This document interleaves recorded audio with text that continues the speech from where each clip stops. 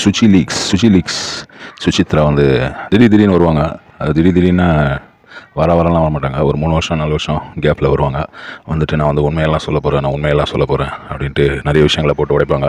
அப்புறம் காணாம போயிடுவாங்க. அப்புறம் எல்லோரும் சொல்லுவாங்க அதுக்கு வந்து பைத்தியம் ஆகிப்போச்சு, அது வந்து லூஸ் ஆகிப்போச்சு அப்படின்வாங்க. அதே மாதிரி தான் வந்து இப்போ வந்து நிறைய விஷயங்களை போட்டு உடைச்சிருக்காங்க. சிம்பு இருந்தாங்களே, யுவன் சங்கர் ராஜா, வெங்கட் பிரபு, அந்த பணக்கார boys with nothing to do. நம்ம ஊரில் ஒரு மஞ்சுமெல் பாய்ஸ் இருந்தாங்கல்ல ஒரு டைம், அந்த மாதிரி. ஸோ அந்த கேங் இந்த கல்ச்சரை கொண்டு வந்துருச்சு. ஃபார்ச்சுனேட்லி ஃபார் அஸ் அதே டைம் இன்டர்நெட் பூம் ஆச்சு. பான் பிகேம் ஃப்ரீ. எவ்ரிபடி சா அரபிக்லேருந்து எல்லாம் தெரியாது.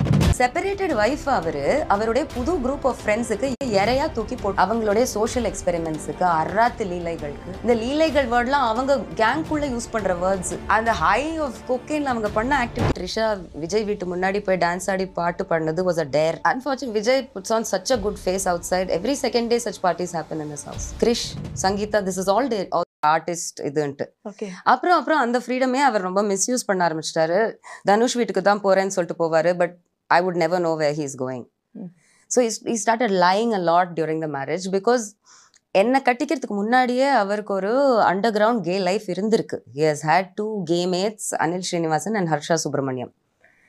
அண்ட் அதுக்கு முன்னாடியே எங்கள் ஃபேமிலி ஸ்கூலில் தெரிஞ்ச ஒரு, it's not even a secret, everybody knows this with in Kollywood, that Karthik Kumar and Siddharth were once caught in a compromising pose red-handed when they were children. ஒரு எக்ஸ்பெரிமெண்டல் போஸில் பிடிச்சிட்டாங்க ஒரு டாக்டர் கேமில்.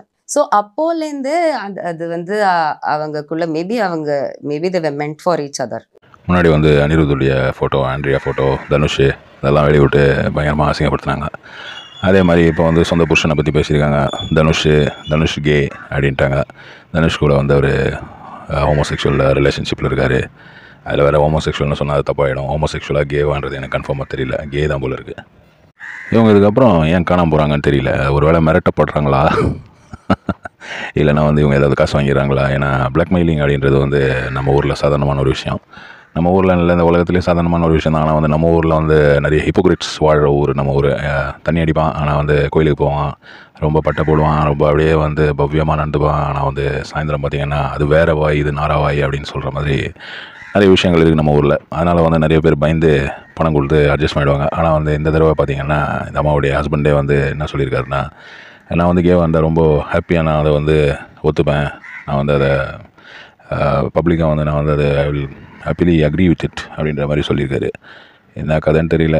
எப்படியோ விஜய் வரைக்கும் அரெஸ்ட்டாங்க. விஜயும் த்ரிஷாவுக்கும் கான்டாக்ட் இருந்தது.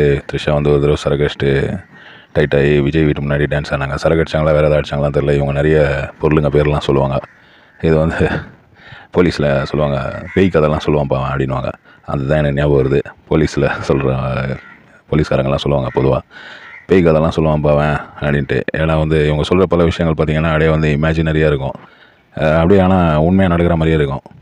இந்த சினிமாவெலாம் எடுக்கிற மாதிரி. இப்போ வந்து வடச்சென்னை படம் பார்த்திங்கன்னா ஜெயிலில் வந்து அப்படி பண்ணுறாங்க, இப்படி பண்ணுறாங்க, அங்கே வந்து சரக்கு ஓடுது, அங்கே வந்து ஒரு நாளைக்கு 4 லட்சம் கல்லை கட்டுறான், 6 லட்சம் கல்லை கட்டுறான் அப்படின்ற மாதிரிலாம் சொல்லுவாங்க. ஆனால் வந்து அதெல்லாம் வந்து ஃபுல்லாக உண்மை கிடையாது.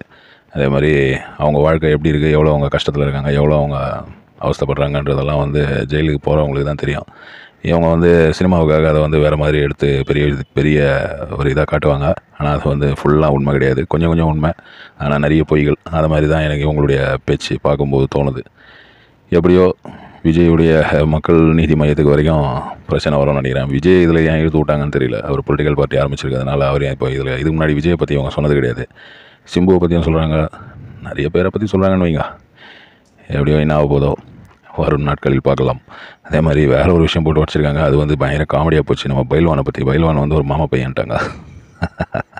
என்னடா இது, அவர் நான் ரொம்ப நேர்மையானவன், அவர் வந்து எல்லாரை பற்றியும் குற்றம் சொல்லியிருப்பார், அவரை பற்றி இப்படி சொல்லிட்டாங்களே இவங்க அப்படின்ற மாதிரி தான் இப்போ வந்து ஆன்லைனில் ஒரே ரகலை ஓடினுக்குது. நான் சொல்கிறது எப்படியோ நார் அடித்தா சரி.